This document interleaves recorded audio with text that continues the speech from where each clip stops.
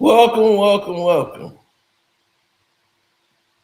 So, from what people have been told and what everybody's been seeing around the board, this has been the funniest news I've seen all day.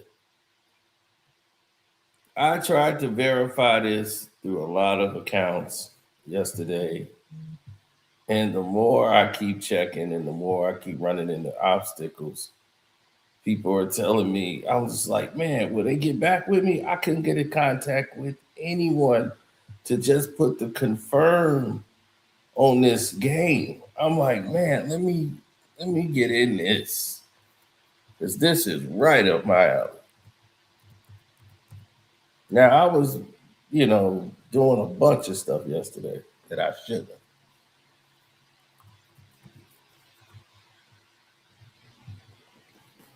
And spent half of the day recovering.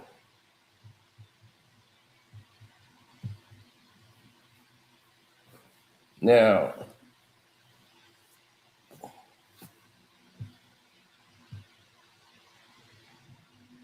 I'm sitting here getting messages back to back to back. People was like, yo, did you see this? Did you see this? And I'm like, what? VJ beat LeBron. I was like, what? Yeah, they played a pickup game and VJ beat LeBron. So I said, all right, well, hold on. Let me get up. Let me see what's going on. And then we can get into this further. But I was like, I need to check this to get this thing verified. Because there's a lot of I was like, this could just be some internet dream.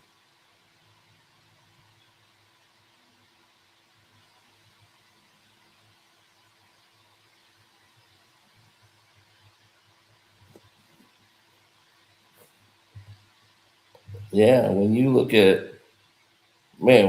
at all the possibilities of this, you start seeing it and you go, whoa, no way that went down.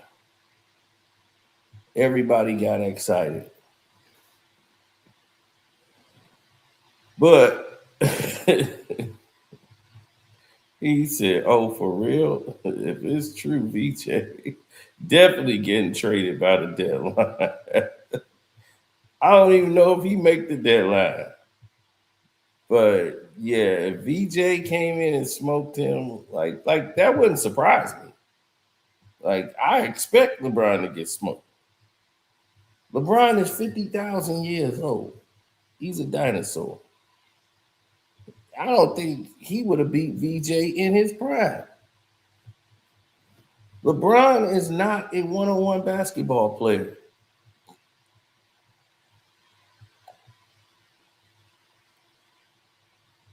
The fact that they actually played the game,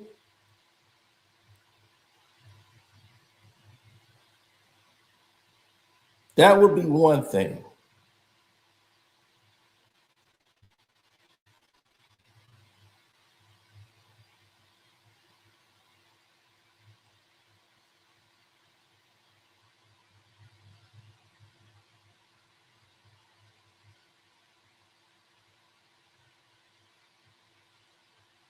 But knowing LeBron, this is some LeBron James niche. Like this is up his alley.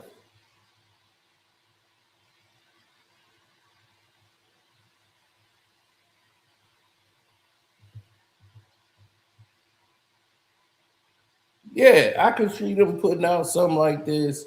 Because if you VJ, you don't even want this out. This hurts you more than it hurt anybody else.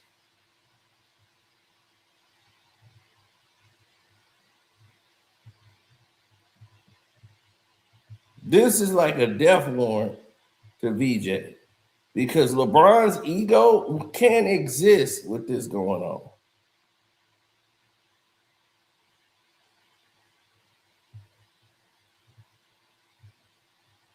His ego can't balance getting smoked like that. No way. Not in a million years could LeBron James take the fact he just got smoked by VJ Edgecombe.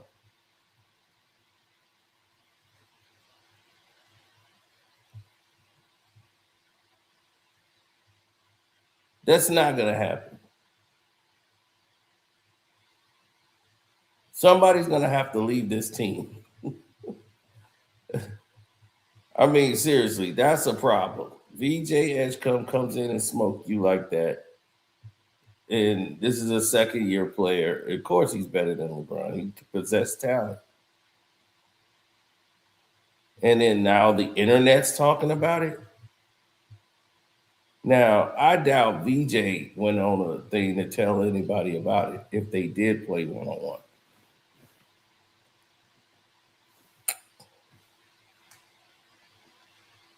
Now, they saying per league sources, right? VJ Edgecombe reportedly defeated LeBron James in a one-on-one matchup during the Philadelphia 76ers workout. The highly competitive session reportedly drew the attention of several Sixers players and staff, with Edgecombe getting the better of the four-time NBA champion. The young guard continues to turn heads as he prepares for the upcoming season. Now, anybody who would even put that out, you have just put a mark on his head. One, nobody I know and trust has gotten back to me with that information. So,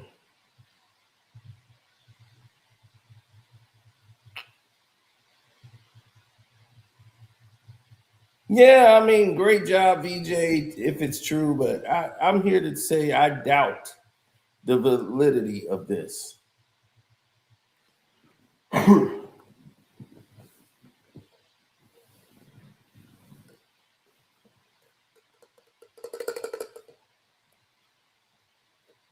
And here's the reason why.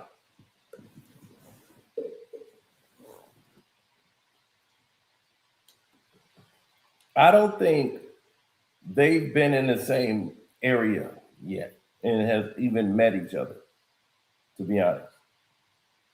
I don't think BJ and LeBron has ever met yet. Like met up to practice. VJ's been in California in the Bahamas.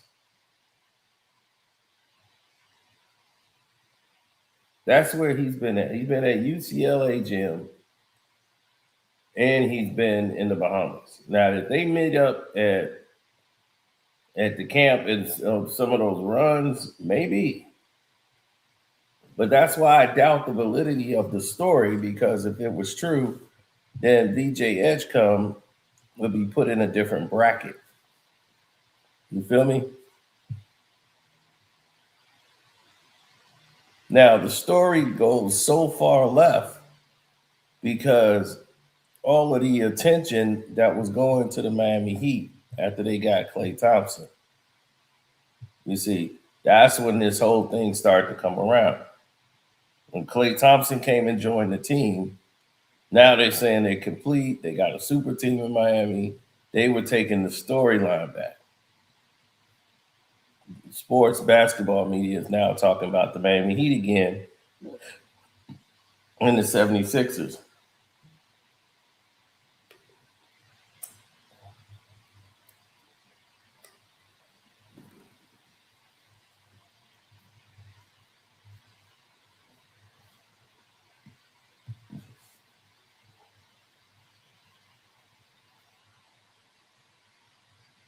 Now, that this is a growing problem for the league in a situation that neither one can control, once again, the clash continues.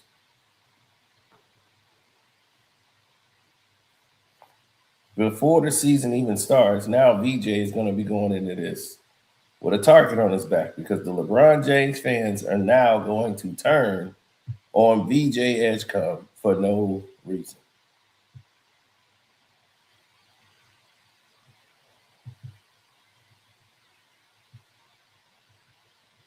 All of this to me is designed by Clutch Sports.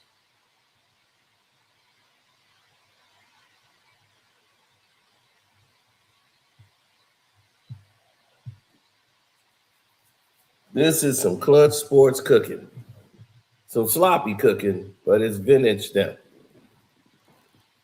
All of a sudden, VJ Edgecombe just beat LeBron James in a one-on-one. And nobody can confirm it. When I don't get any response back from confirmation to something like this kind of news,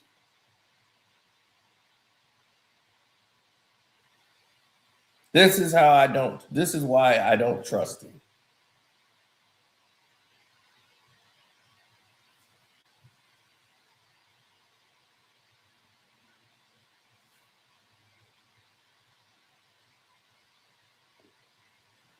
Yeah, it's clutch BS. And the main reason that it's clutch BS is because, yeah, I believe me, I'll be the main person applauding it.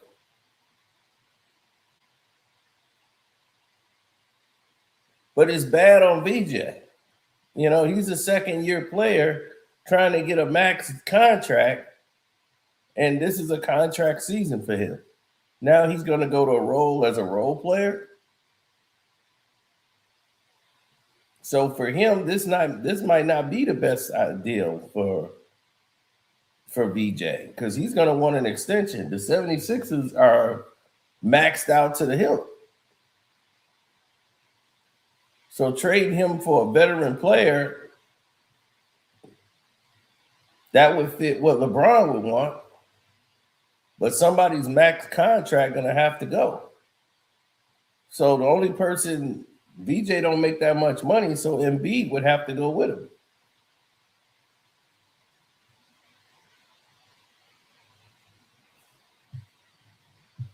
Yep, the National Braun Association, the NBA, baby.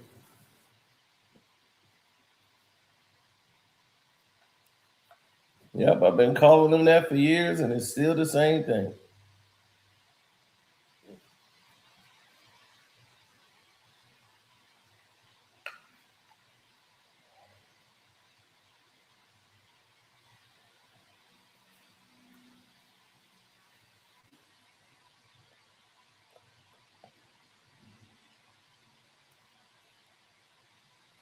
I mean, when you see Rich Paul get called out for the nonsense that he's doing, everybody right then and there, they should have known something was up. When you saw him get called out.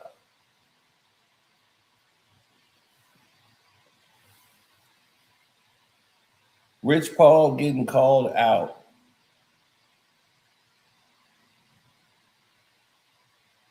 was the most necessary it needed to be. Trying to remember, who was that? Rich Paul got called out. And I can't think of who that was that called out Rich Paul. But it was what we've all been saying. Like, why is this guy here? Like, what is he doing? Like, when has it been cool for an agent to do that? Like, why is no one saying that?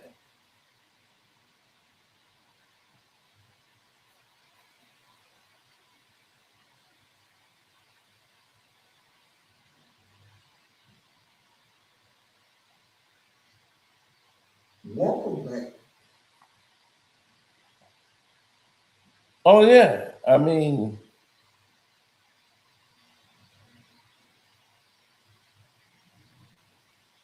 I think he was on 5150. What was that? Austin Reeves.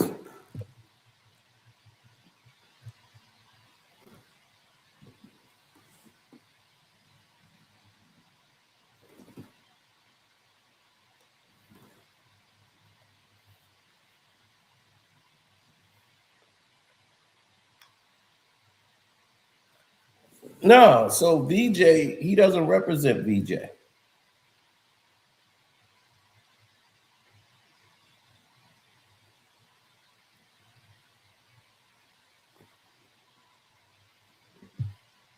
Then they got Ferry Bob Myers show up looking like a hippie from the 1970s. This dude shows up, and you could tell the fix was in right away.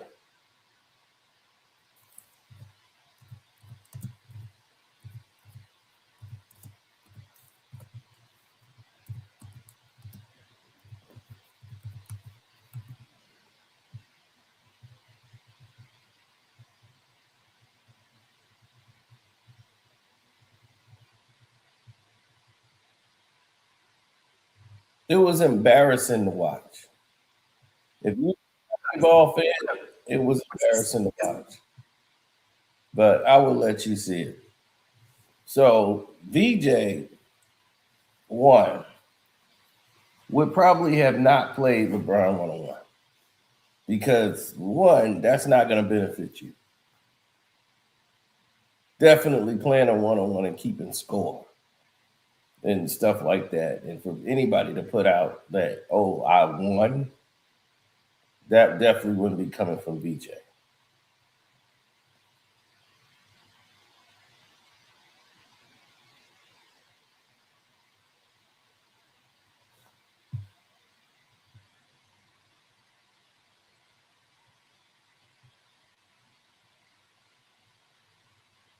Right. That's not going to come from VJ Edgecombe. He's not going to say, I beat LeBron James in a 1-on-1. That's not going to happen. No. First and second one, look, let's second on this because I want y'all to know how crazy this gets. Now, let's unpack it for real. VJ Edgecombe is one of the top young players, and to me, it was between him and Cooper Flag for Rookie of the Year, and it should have went to VJ Edgecombe. To me, his game was much more balanced and pro ready, and nothing was new, right? So it's not going to surprise me. LeBron got smoked by Michael Beasley constantly in Miami. He lost to D Wade. He's never beaten anybody 1-on-1. But back then, he used to play. This is when he was MVP of the league, getting smoked by Michael Beasley and everybody else with ease. Like it wasn't even close.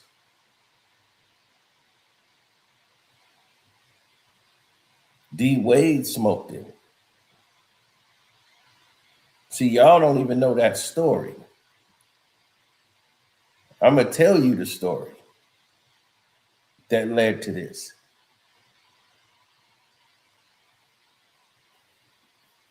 Bron had just scored.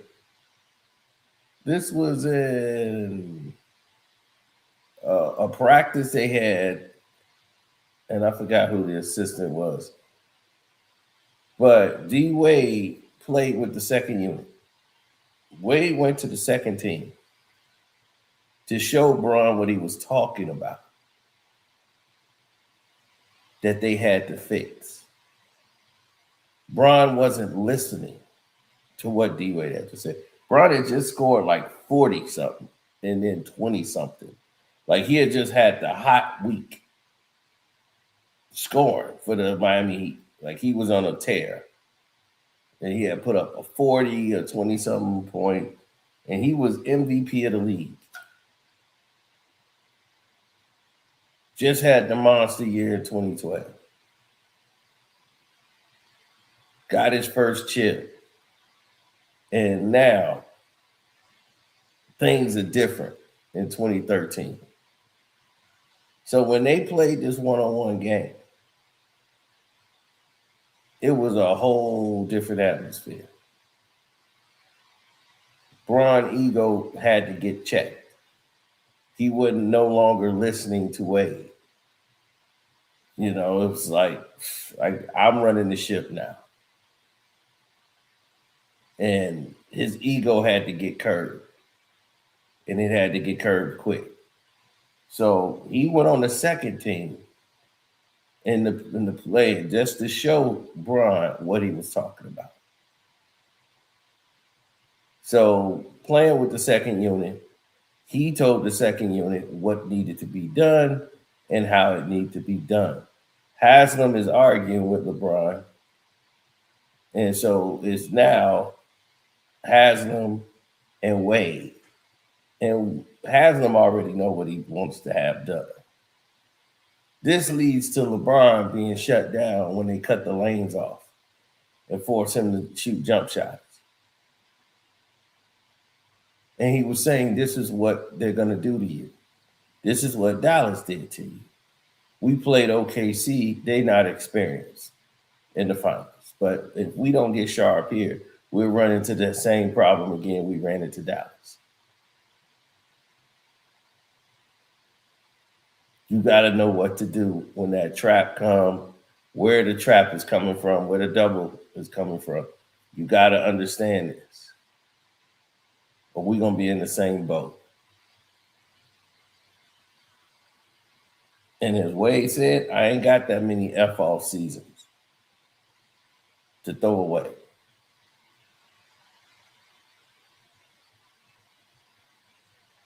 So it led to the one-on-one game.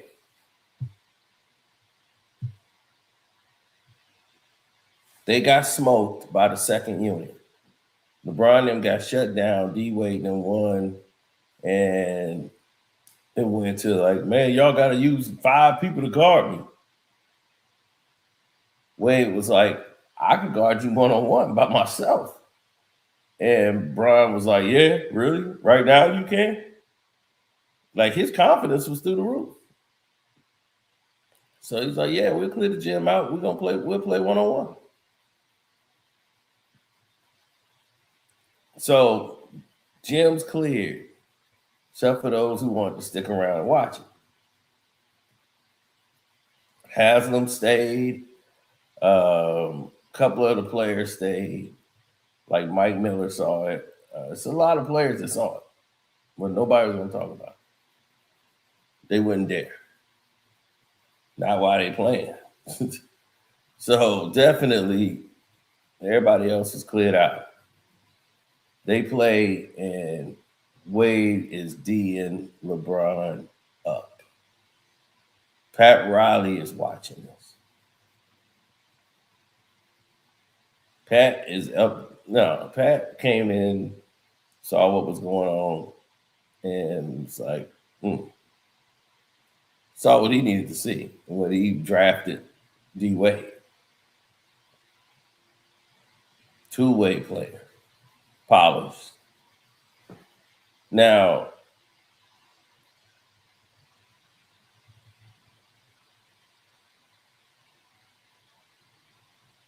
yep. And that's the one mistake Pat Riley said he wished he could just pay D-Wade. So he never left and had to go to the Bulls and none of that. Just pay D-Wade.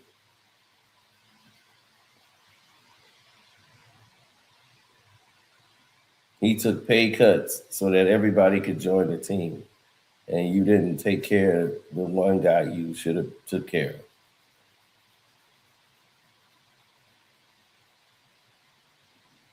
That was his biggest regret. Now, going into this, we run into another situation where there's just a ton of inaccuracies that's been done along the way. Now, when you run into projects and that you might do and come across, you're always going to run into something that comes up along the way. So that's how everybody else view it. They go, wow, this is something crazy. This has been coming up from along the way. Now, D-Wade smoked LeBron, right? And then they never talked about it. They dapped up. And it was all good. So this wasn't a shock and awe to the rest of the world. Or like, oh my God, this is a shock to the system. LeBron has lost in one-on-one. I can't recall LeBron James dominating anyone in one-on-one. He's not that kind of player. This dude lost to other high school players at one-on-one. Carmelo Anthony beat him one-on-one when they was in high school. Carmelo Anthony beat D Wade 1-on-1.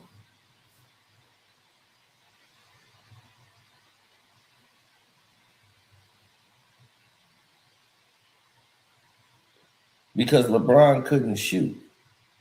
And when you force him into shooting, that wasn't his strong suit.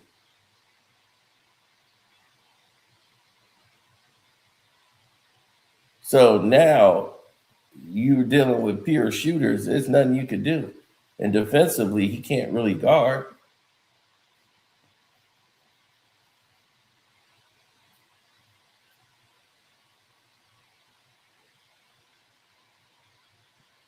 No, he's a transition basketball player, a rim runner. He don't have a lot of setup moves when he plays. And this is why he ends up in the predicaments that he's in.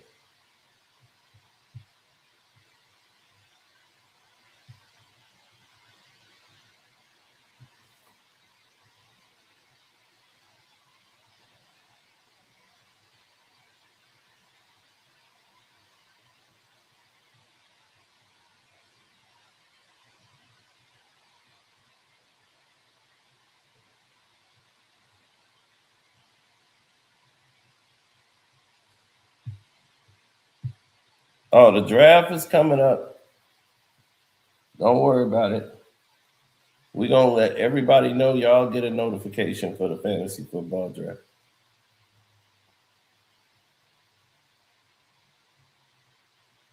Vince coming in there smoking everybody.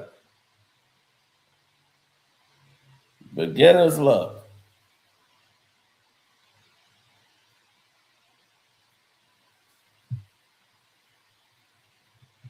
Now,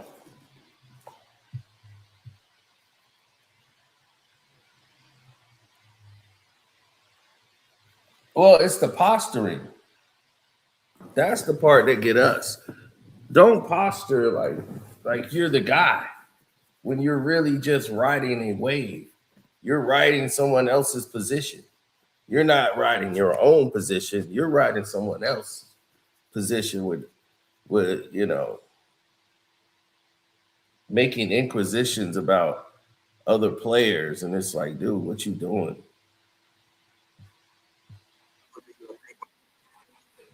Let's listen to the corruption live when you knew it was on. Bob Myers shows up on a Rich Paul show with Max Kellerman. Why? Why would Clutch Sports represented Bob Myers show up with Clutch Sports owner and president Rich Paul? Right? The quote unquote agent who owns Clutch Sports brings on his client who is president of basketball operations for the 76ers. Why is he on this podcast show?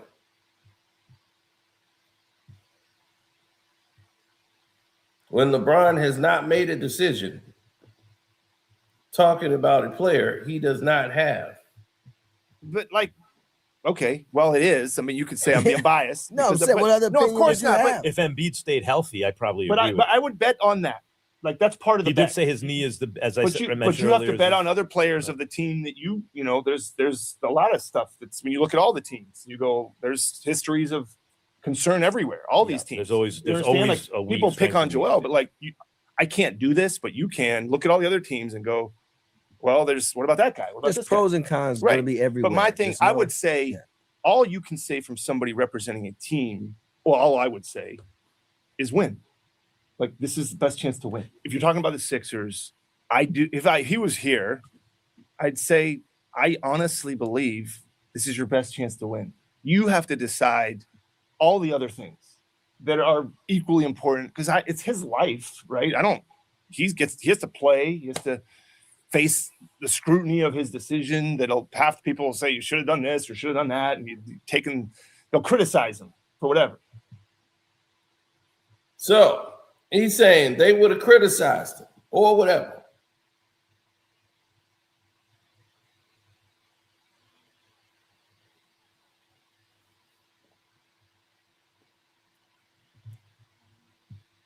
It's tempting for him to be enamored, right? He's making it look like the decision hasn't already been made. Which is his life. So he's been through all that. What I would just say is if it's about winning and that, let's talk about this team because you can win here in Philadelphia. If you want to talk about other stuff about what's this guy like, what's that? By the way, he knows players, a lot of them better than I do. Their games. This is a guy that probably watches more basketball than anybody understands. Like That's a fact. He's not just playing, and he's probably watching the game in February that nobody's watching. So he knows, not only does he know the guys, he knows how they play. I hate to do this, Bob, but I'm going to make the pitch for LeBron in Philadelphia now. Oh, God. I hate to do this because Knicks just won the championship, the whole thing. But I don't think Philadelphia gives him the best chance to win. I think Minnesota does. Mm-hmm. I don't think Philadelphia is the best market for him to play in. I think New York is. I don't think but there are markets that would be at least as appreciative of the win of a championship if he helped bring it as Philadelphia. But if you're talking about a combination of all things, they give him a very good chance to win. It's a major market on the Eastern Seaboard that he has not played in. The fans in Philly will love you forever if you win a championship. When you combine, like I think Minnesota gives him a better chance to win, but that's not the same market as Philadelphia. Right. Yeah. Like I think that New York is a better market, but maybe they won't love him as much because they just won a championship. But I think so. Once again, he was talking about making this push for LeBron. This is for LeBron James now. Not only is the push for LeBron to come to the 76ers, they're actually telling the public and grooming them for the decision.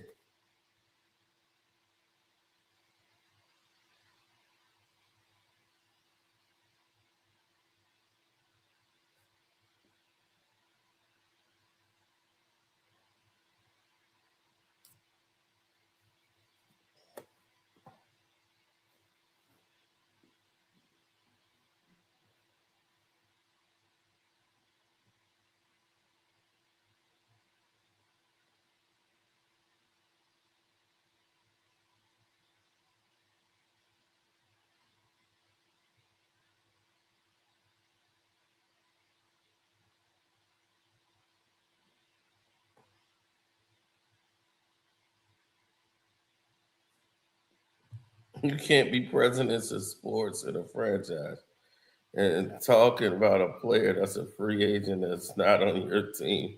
That's literally tampering. It was, but he's a free agent. So you can speak about him because he doesn't belong to a team. LeBron doesn't belong to a team. So the fact that if he was still under contract, then no, you couldn't, but he's a free agent. Now, what he can't do is talk about other people and other players on other teams, something Rich Paul shouldn't be allowed to do at all. But this is the grooming process for a decision already made. I mean, I don't know. You guys know. Is it what's harder to get to the finals, the East or the West? The East won the last two. Okay, sets. just say, look. What do you think? I think this the year. East won. No, the East won the last one. Where is it harder to get to the OKC Yeah. won. Hold on, wait a minute. The East won two out of the last three. However, in the one that the West won, it went 7 games. At halftime, it was tied, and the best player on the Eastern Conference team got hurt. And that's the only one they've won by the skin of their teeth with a big butt there, a bit, So I don't know, like when a healthy Pacers team, the Knicks, Boston, Philly, it's kind of rough in the East. I think Miami got a lot better. So when you're looking Detroit. at him, but the top 2 in the West are a lot. I mean, look, again, I'm not LeBron's basketball brain is. He knows the answer better. If I asked that, he would have an opinion that I would say, well, that makes sense because he's not. He knows. So why are we listening to Bob Myers? Who doesn't know? Let me tell you, a lot of people would be very foolish to believe that Bob Myers is the architect of the Golden State Warriors. He is not. I know. The way they've written this story, Bob Myers is the guy. He built the Golden State Warriors. He did not draft Steph Curry or Klay Thompson or Draymond Green. So how the hell did he build the Golden State Warriors?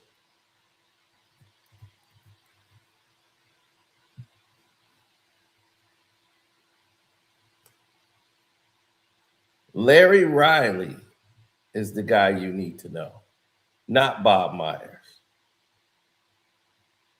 Larry Riley was the general manager of the Golden State Warriors who drafted Stephen Curry, who made the move to go ahead of the Knicks and steal Steph Curry.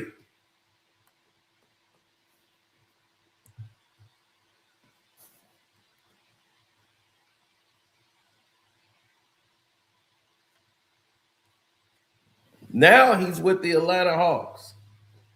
And you see what he's done since he's been with the Atlanta Hawks? He's their senior advisor. He advised them who to go draft.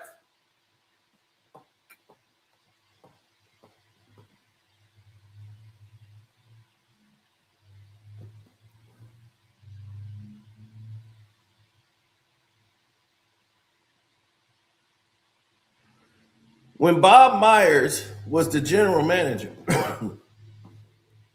when the new owners came, they wanted to bring in their guy. And the Fruit of the Looms guy needed a Fruit of the Looms general manager. So they brought in another Fruit of the Loom guy, Bob Myers, and stuck him in there.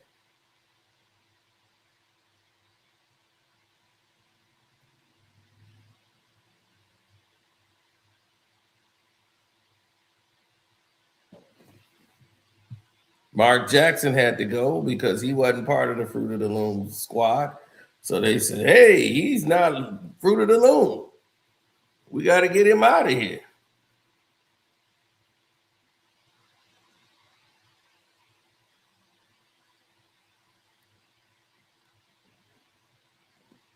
So Bob started to believe his own hype. Draymond was drafted by Larry Riley. He was scouted by Larry Riley, not Bob Myers. Bob Myers had the job, and Larry was still on advising the Golden State Warriors, even though Larry had the position.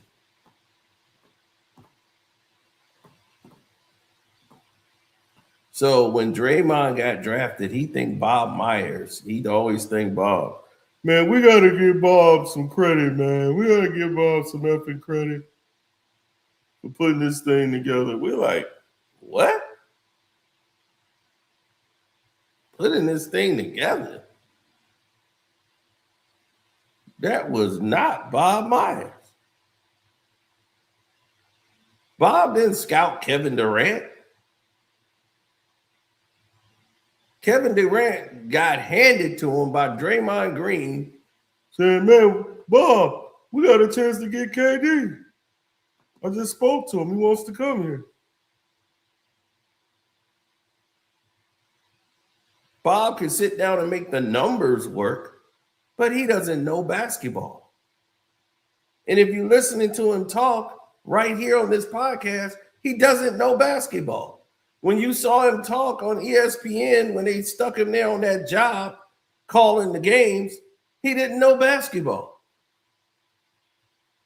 And the more people was listening to Bob Myers speak, they were like, wait a minute. This dude don't know what the hell he's talking about.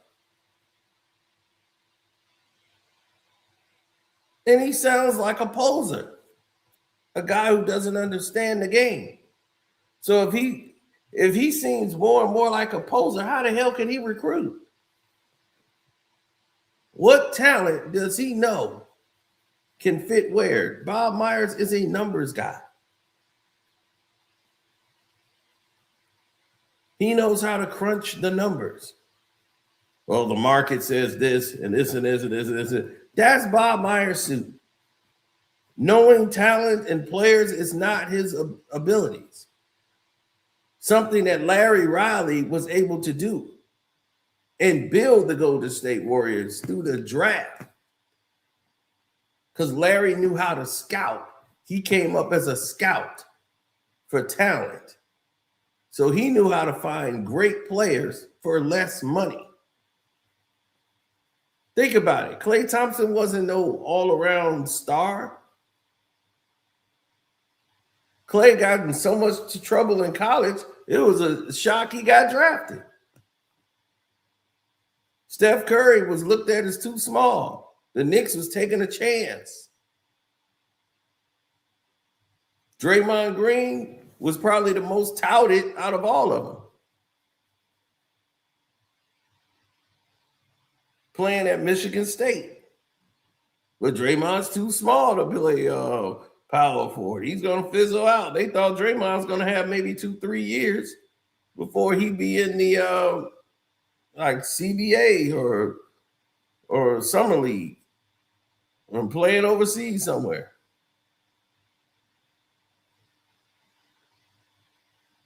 Draymond was too small. So all of these scouts who was breaking down the game, you have to really know the game to take that risk to go to that next level. Whatever place he chooses, I think all I could talk about would be winning and organizationally support.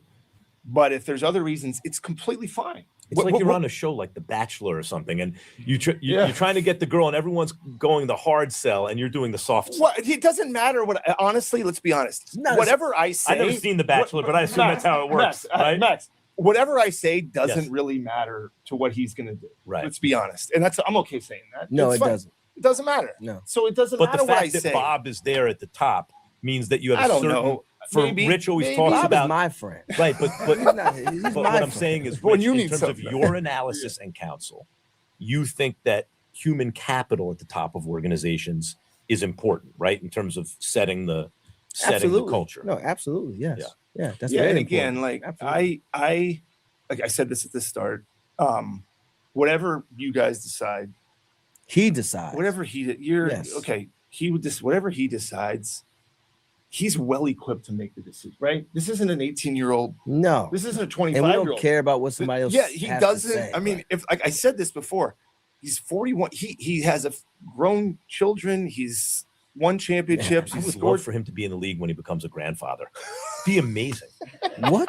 What are Be you amazing. talking? Well, he has grown kids, right? So he could become All a right, grandfather. so Could you imagine? I asked you the other day, Jalen. Yeah, that'd be a great stat. LeBron, the grandfather. He's the first player in NBA history to be a grandfather, the first grandfather to play in the NBA. like they will make a stat for LeBron.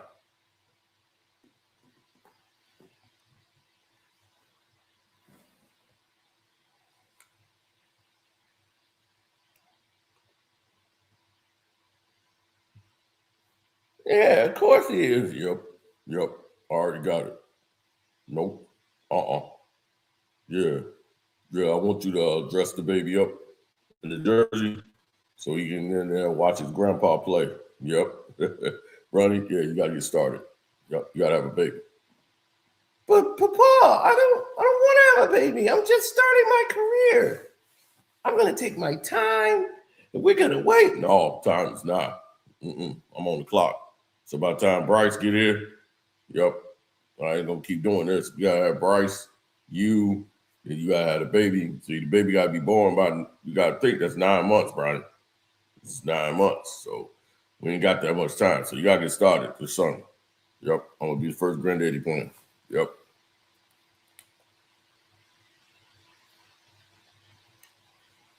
Yep, Pop Brown. Pop. Yep, I like that. Yeah, Pop.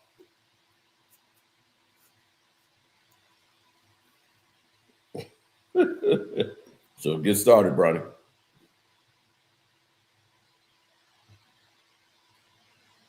I'll make sure they send over that fertility medicine for her.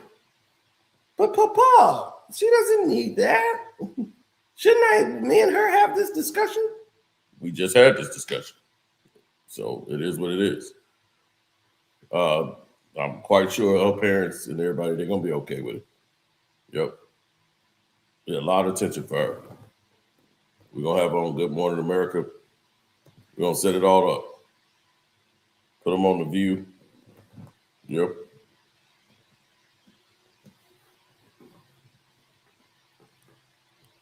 That's what it is.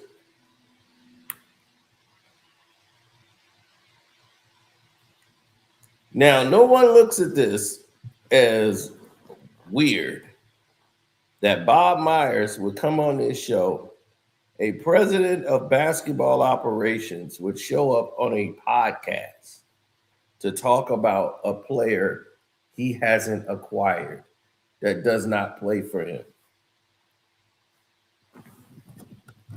When all of that was just to groom everybody to the idea of LeBron coming over to the 76ers, which they already knew he was going to do. But let's warm the people up to it. So let's try to fan these flames that's going to come once he joins this team.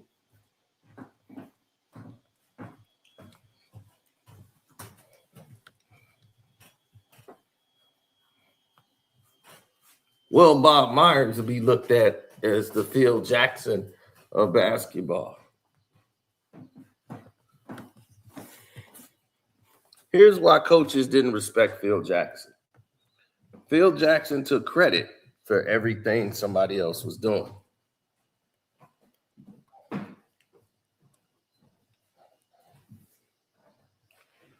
So whenever something was going down,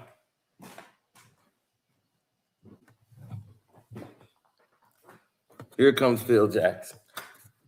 Phil Jackson inherited a team that went to the Eastern Conference Finals without him. Well, without him being the head coach. He was the assistant. Those guys knew what to do, how to run the plays, the whole nine, right?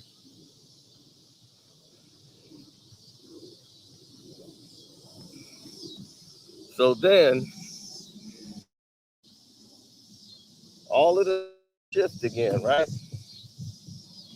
Because you can't do this without narrative. You're going to need that. They switched the game up all over again.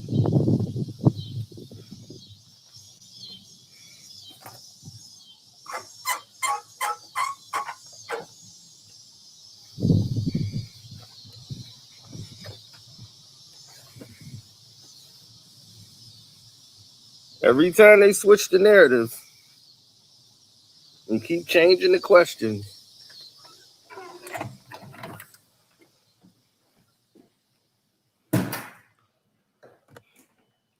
the answers get more and more confusing.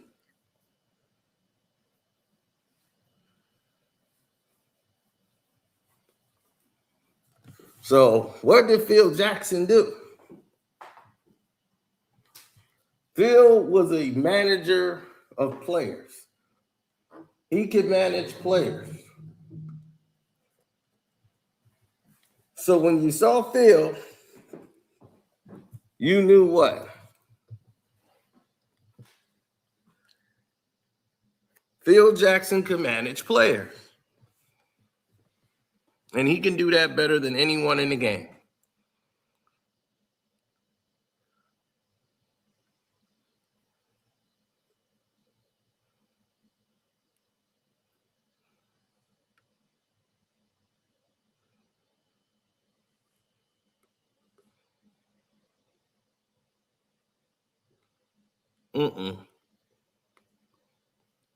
Now, Outlaw might wanted LeBron on the Knicks because that's, anything for the Knicks, for them. But let's take a closer look at the situation. Bob Myers making a pitch for LeBron to join the 76ers was disgusting. It was more disgusting than anything you could ever know. And you might ask yourself, why? Why would that be just disgusting? Because it does not benefit you in any way, shape, or form. Why would any of that benefit you?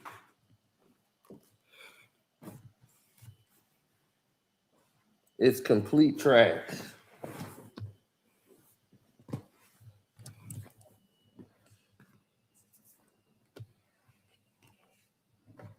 I want you to answer the question for yourself.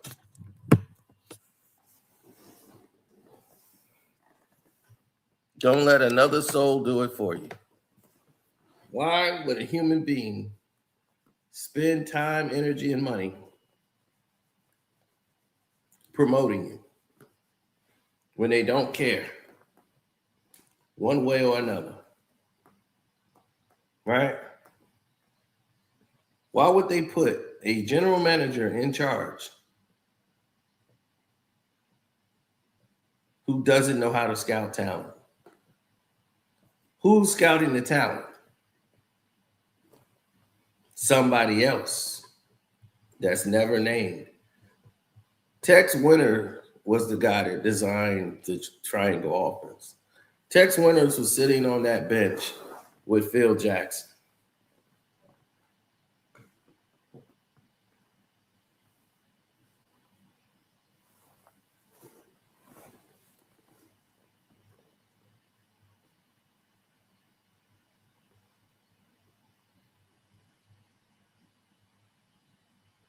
Then they're designing all of their plays and everything that they're calling their sets. Phil wasn't respected because he inherited a team that they felt anybody could win with. Hell, you got Kobe and Shaq, you got this team. How could you not win? And as soon as he get there, they win a championship. And they said, well, that's credit to Phil. These guys have been here for years and couldn't win without Phil. I'm like, when they got Phil, they got the coaching, they got the players that they needed, the additional players to come and join the team. Plus, there was no team in the West really capable at that time of beating him. San Antonio, even though they won that championship that year, they were old. David Robinson and those guys, they had gotten old. And they had to get players in that could play with to build around Tim Duncan. Tim was young. He won a championship in like his second year in the league. So, Tim was still virtually young. It was still David Robinson's team. But you could tell this is going to be Tim's team. And that's who's going to be the face of the franchise. Is David Robinson finally got his championship. So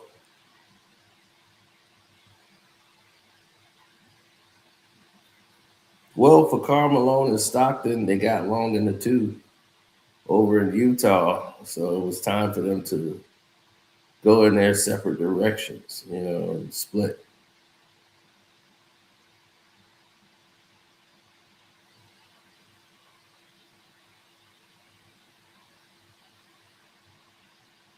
No, because the narratives are not going to change just because one person wants it to change. But the fact that the NBA allowed a podcast to be ran by an agent, right? Let that be known. An agent is on the sidelines making this decision.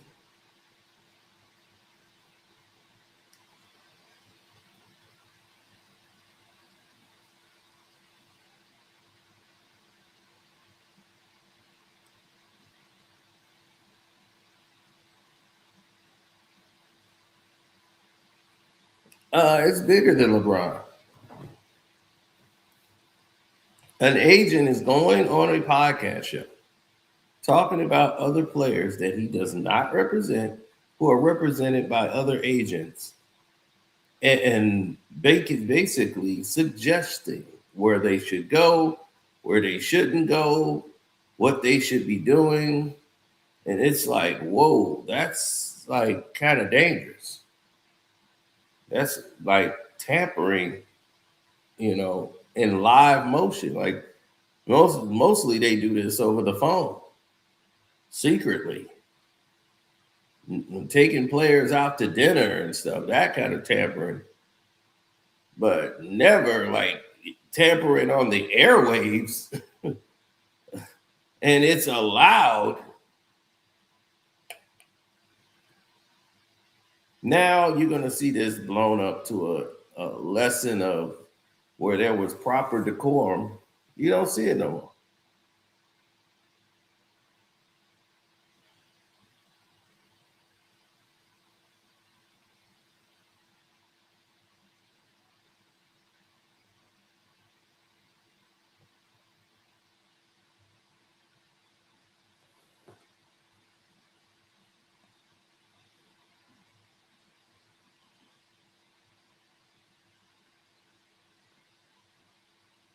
Like, for instance,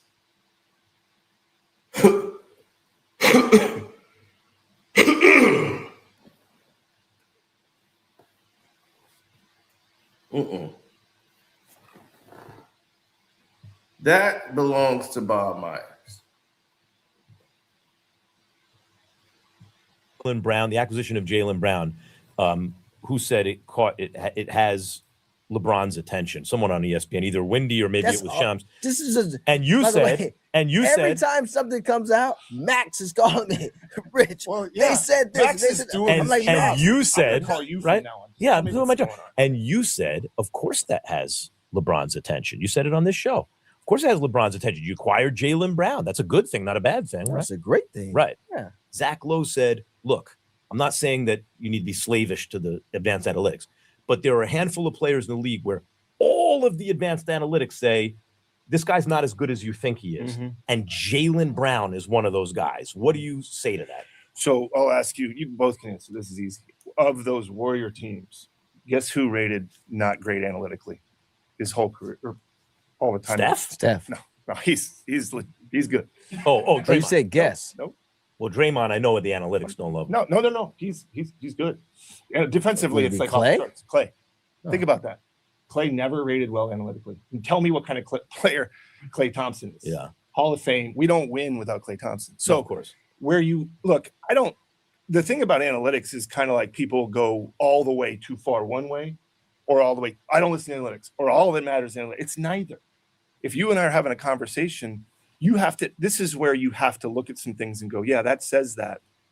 But by the way, I don't know how you get finals MVP if you're not a good basketball. I don't even know. I don't think anyone's saying he's not good. No, I understand. Very good. Yeah. Like very good. And by the way, forget about, you know what, you should look. So anyway, no one is going to knock Steph in the way he plays the game. But if we really look at it from a standpoint that we should be looking at it, like we know propaganda when we see it. Like Rich Paul saying he had to call teams and tell them not to draft Bronny James. Like I had to go and get on those phone calls and talk to those teams so that they wouldn't draft Bronny James. He would have went higher in the draft, but we wanted him to go, with the Lakers. So I had to get on those phones. I had to work the phone. Nobody was drafting Bronny James. Man, see, we all know the propaganda game more than anybody we've seen.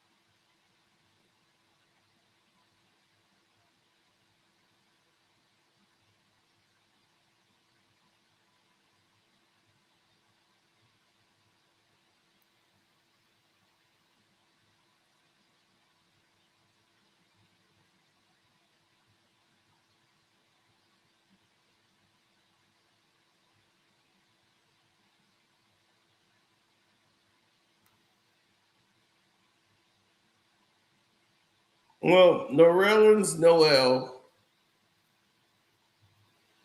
Let me tell you another thing. Norellins Noel had a $58 million lawsuit against Rich Paul, right? In Clutch Sports.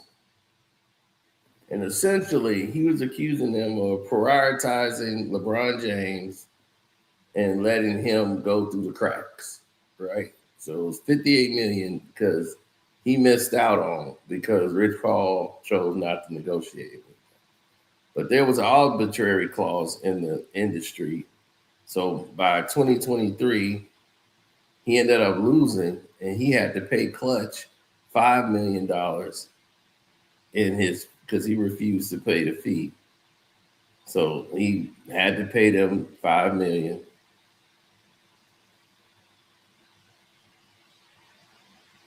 And he lost the $58 million lawsuit. And he never recovered the kind of money he lost dealing with Rich Paul. He bounced around the league and injuries pretty much derailed his career. Meanwhile, Rich Paul is out there doing it.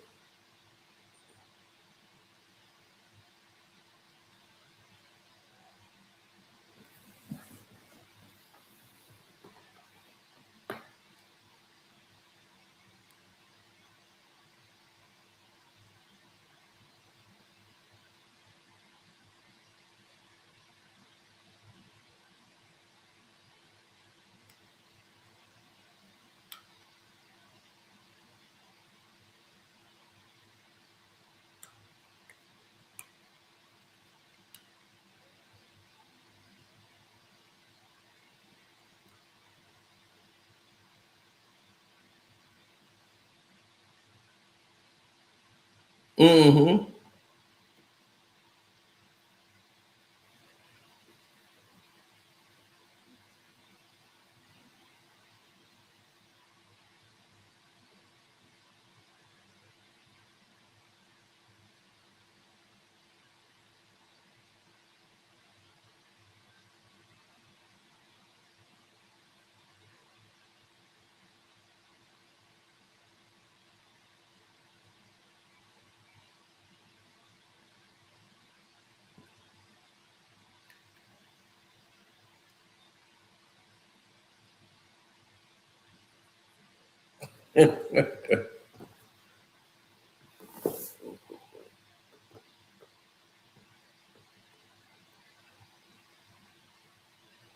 Yeah, well, it takes people to be a greater fan of this industry to understand what people are trying to actually do. And it's like the NBA is just like training day. When Denzel was reading that newspaper and said, "This is the newspaper. This is how the NBA is. 90% of it is bullshit, but it entertains me.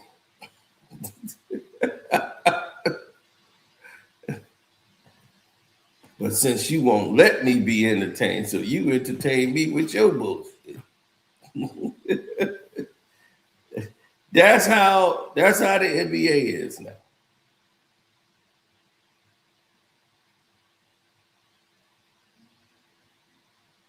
The NBA has become a running joke.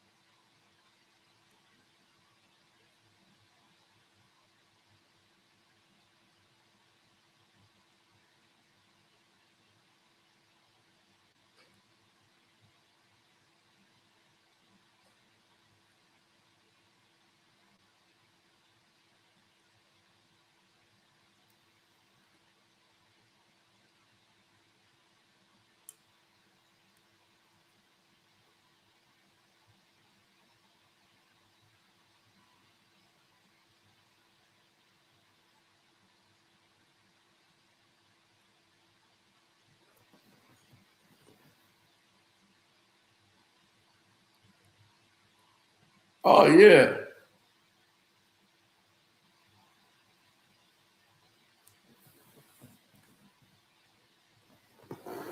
That's how I feel. You know, when you supposed to be the best,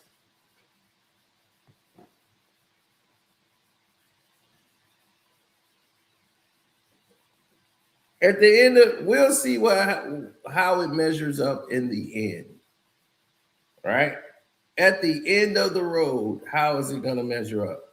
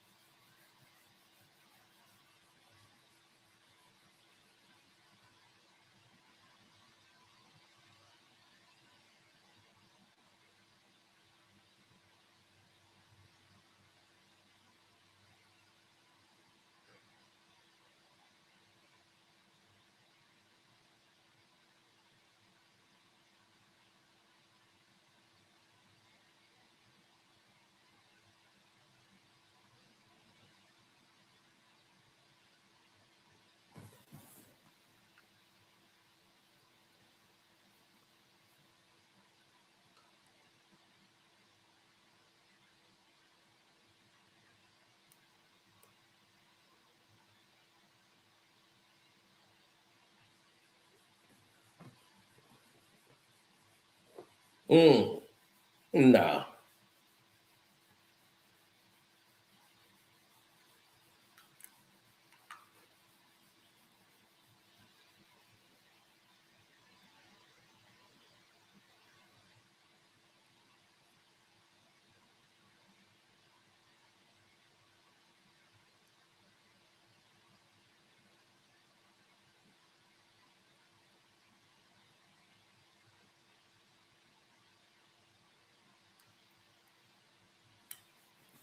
Hmm. I I can tell it's like me watching boxing, right? I can tell a championship fighter and talent. I could recognize that in a heartbeat.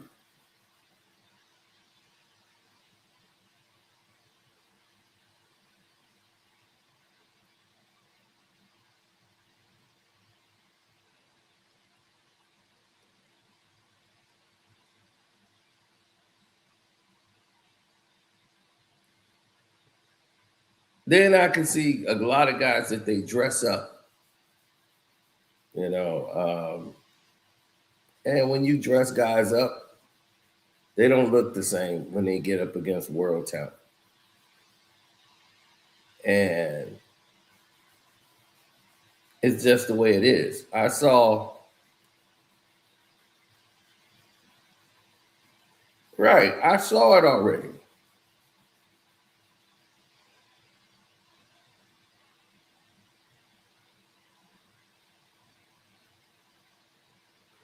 Yeah, I saw it already. So when you see the best of the best, it is what it is. But I've already seen this show. You feel me? So when you've already seen that show, it's like, okay, we've seen this already. We know what this is. This is nothing new. Not to us. We've seen it.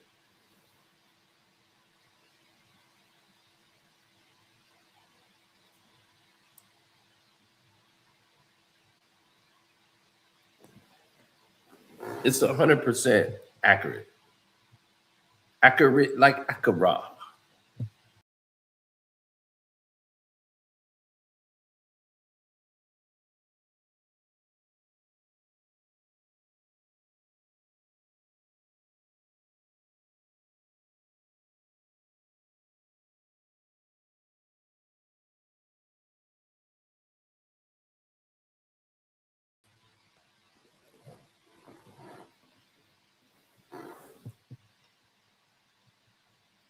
It's funny. Every time I do the college football, nobody shows up. We do the college football. None of y'all show up. I told them, they were all in the chat. I was like, we going live in an hour. They're not going to see the notification probably, which they did not, but nobody checked back in the hour. I was like, man, that's crazy.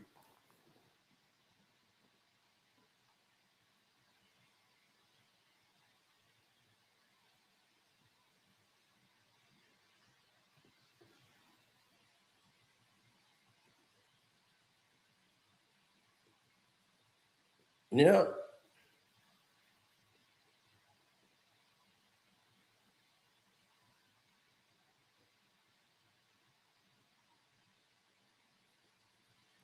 First of all, that was crazy.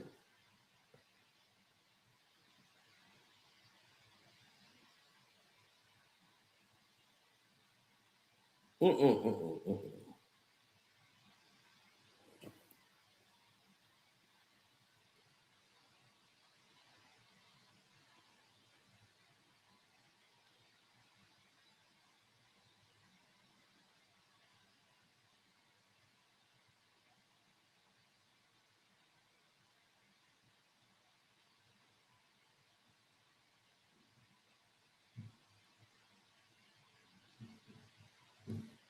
When you start looking at how they judge certain players, how they think this player is great and what the scale they use to make that decision, then you start understanding it better, bro. You will start to understand things a lot better once it gets broken down in that sector in that type of mind frame.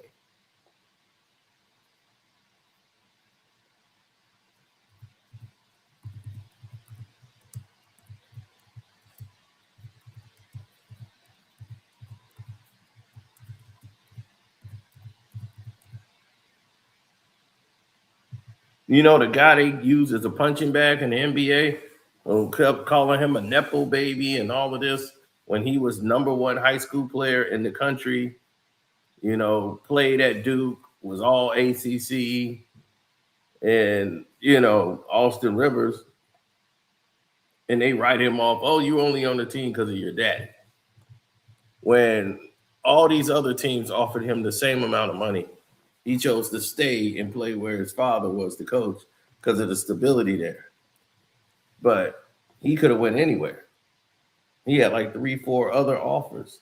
So it wasn't like he had only his dad to offer him money.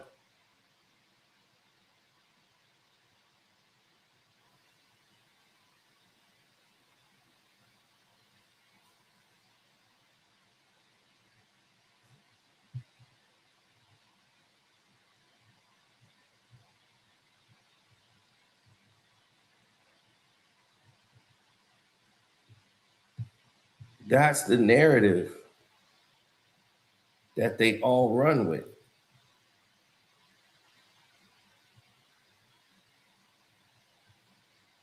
That's what makes it strange.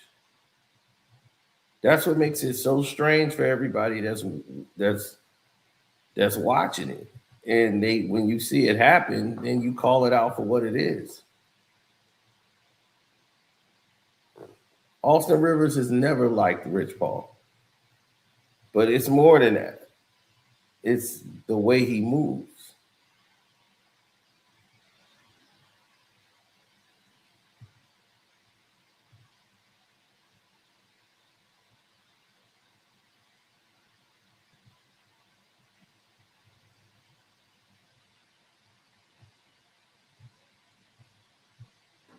Like seriously, it's like why would you want that guy to represent you? I would never want Rich Paul to represent.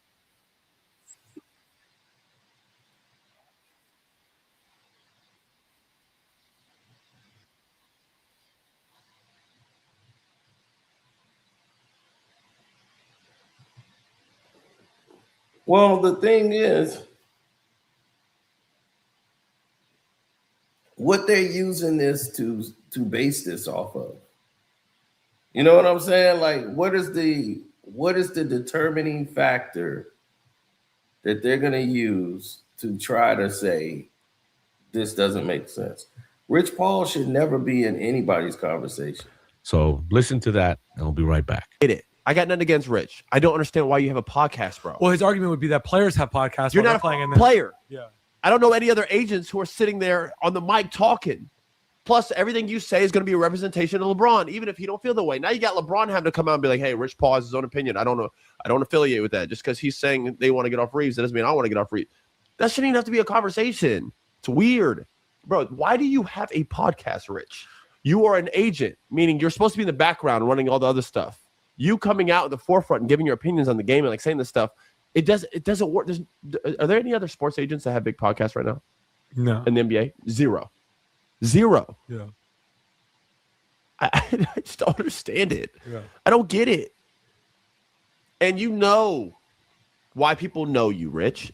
Listen, I got nothing but respect for Rich. You've worked your ass off and done a good job building your own network, your own business. You've done great. You and Maverick have done a fantastic job. It's one of the stories of all time when we talk about an athlete putting on his friends and his friends doing a great job to give it back to the guy that helped them, build a brand around them. They've done a great job. Rich Paul's a legend for that. That's your lane. And you've done that and you've earned that. He's obviously, I think he's engaged or dating Adele, one of the two. Everything's flowing for you, bro. You got everything. You're cool. You shouldn't have a podcast about basketball. Shouldn't happen.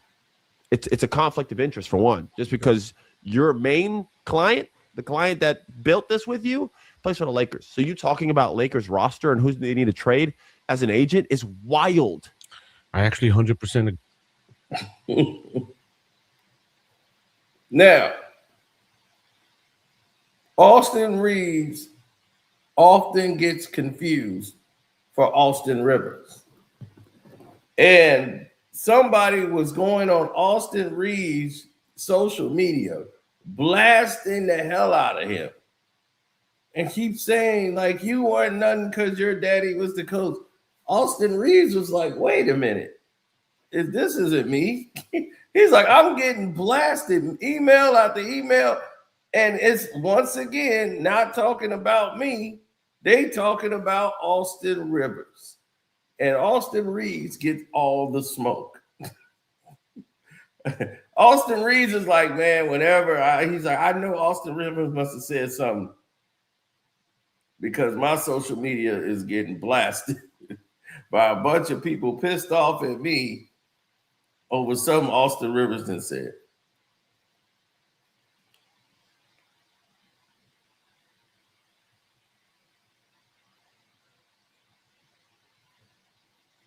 None of the other coaches was honoring Phil Jackson. That's what I was telling you earlier. Nobody was honoring Phil Jackson. Like, when they looked at coaches, they looked at Popovich. They would put Pop over Phil Jackson any day of the week. He don't have three peats. He didn't need to. They look at Phil as like, you were a babysitter more than a coach. And then it was on automatic pilot pretty much from that point on. You didn't really have to do much but sit there, Phil.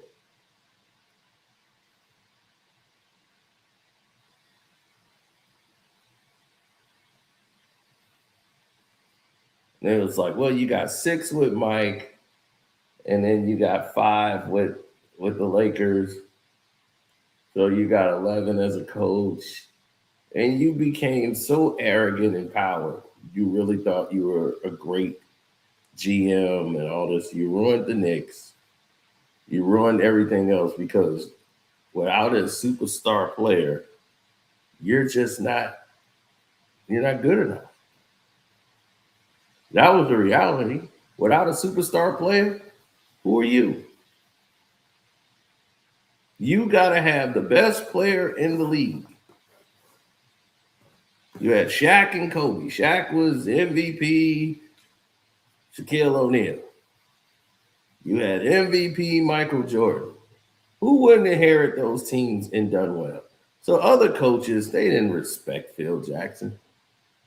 You think Pat Riley really respected him? He treated him with a lot of respect. Phil treated him with a lot of disrespect, which was weird.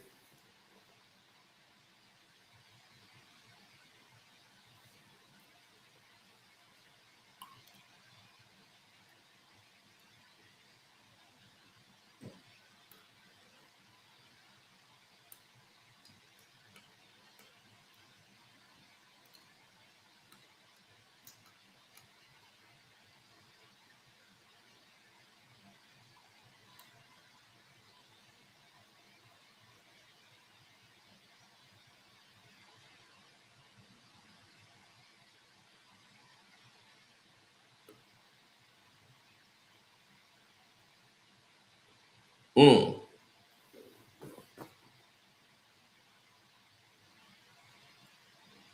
No, Phil was never.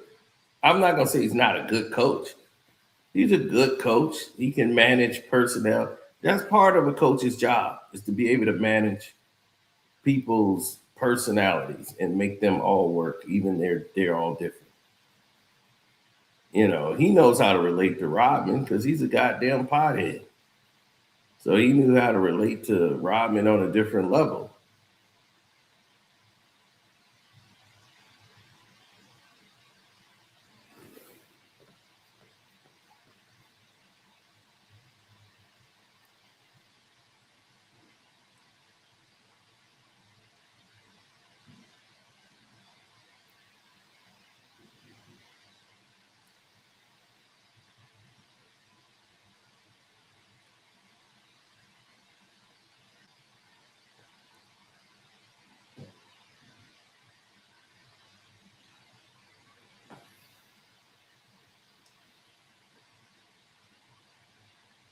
Well, if you learned how to balance it all together in one, then you would understand it.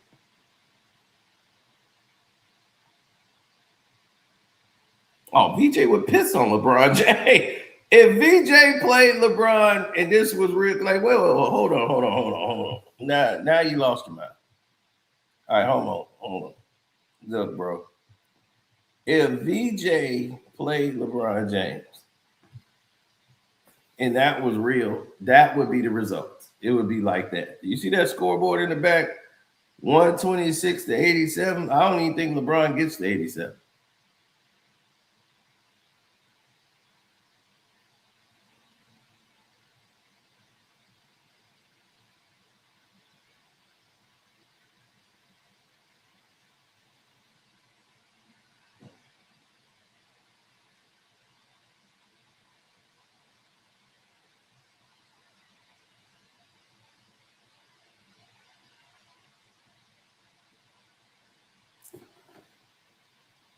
Majority of the people don't understand it.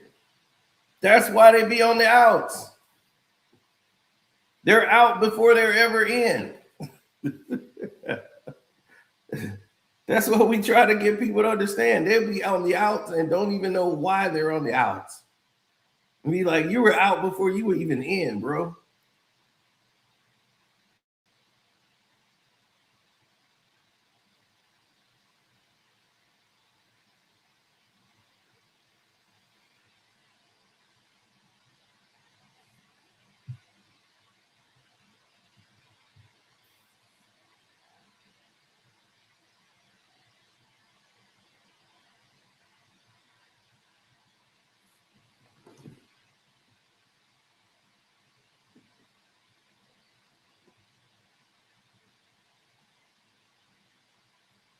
Like I said, Alabama haven't lost to Georgia in the regular season since Matthew Stafford was out there.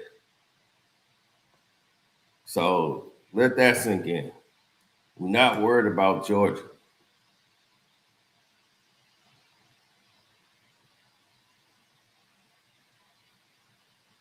It's not the same Alabama team as last year.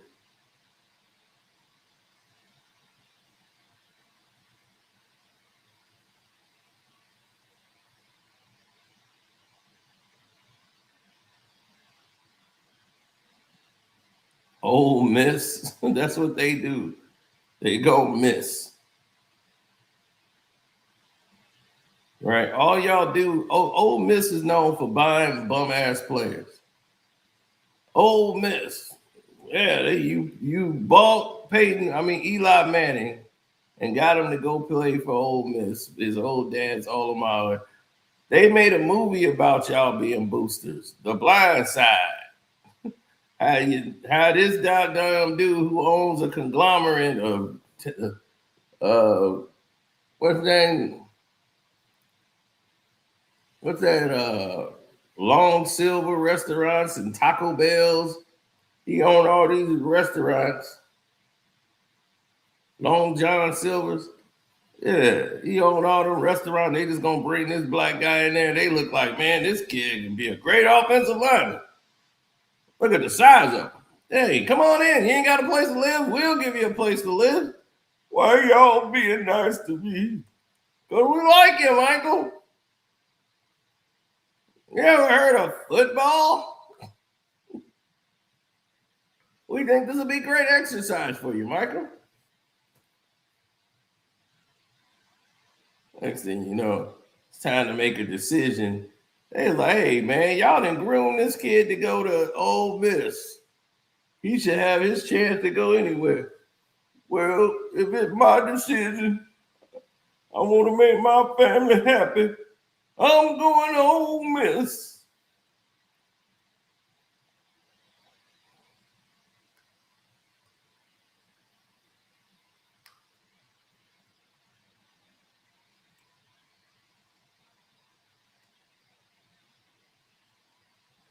Now,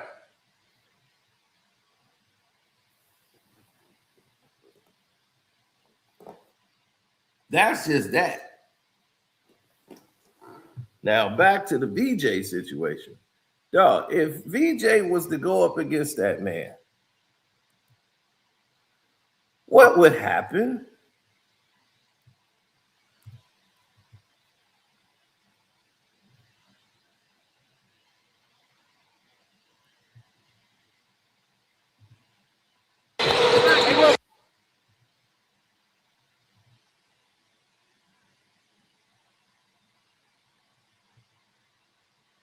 LeBron is 41.